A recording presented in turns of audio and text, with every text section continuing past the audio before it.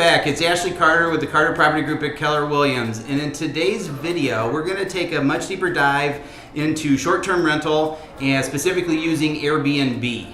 I have with me today Reese. Reese is a client of ours, and she's recently used short-term rental in her investing strategy, and so we wanted to take a look at that and see what those details look like. So Reese, when you set out to invest initially, what prompted you to get into real estate investing, and what were your initial goals? Sure. So I had a few goals when we started down this road.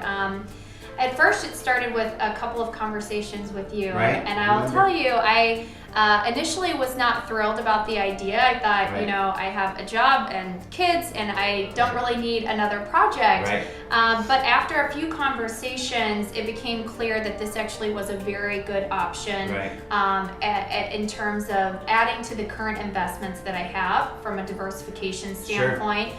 It also was important for me to gain some passive income in addition to the job that I work.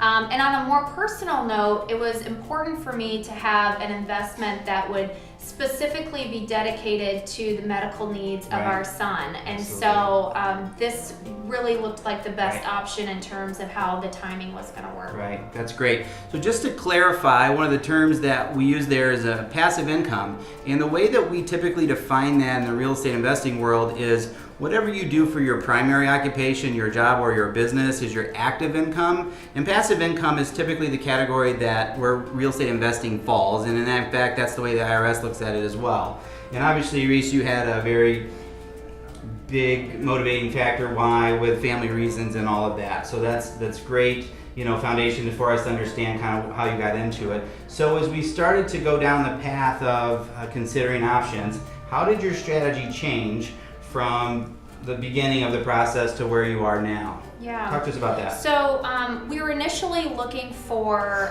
multi-unit, specifically 3-unit properties with long-term renters. And we were identifying them specifically on numbers. Right. Is this going to be a good investment? Will it make sense based on what our goal was from a return perspective? Right.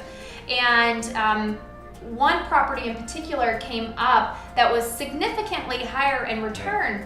And that property had one of the 3 units as a short-term rental. Right.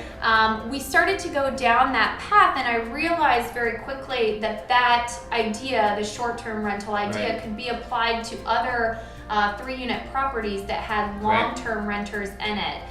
Once we were able to take that idea and apply it to other properties, there were several other viable options for us. Okay, very good. Share with us some of your results. What have the statistics been from kind of what you initially projected to where you are now, and what does that look like? Yeah, so initially the returns were in the single digits, and specifically from a percentage standpoint, when you were investing in long-term rentals versus short-term rentals, it's about 50% higher. Wow. Our family also decided to outsource the management of these, so we researched and we found a company that handles managing the listings, cleaning them, taking care of every aspect of the internal units. And that 50% is actually after their fee. Wow, so once their fee comes out, 50% more than long-term rentals.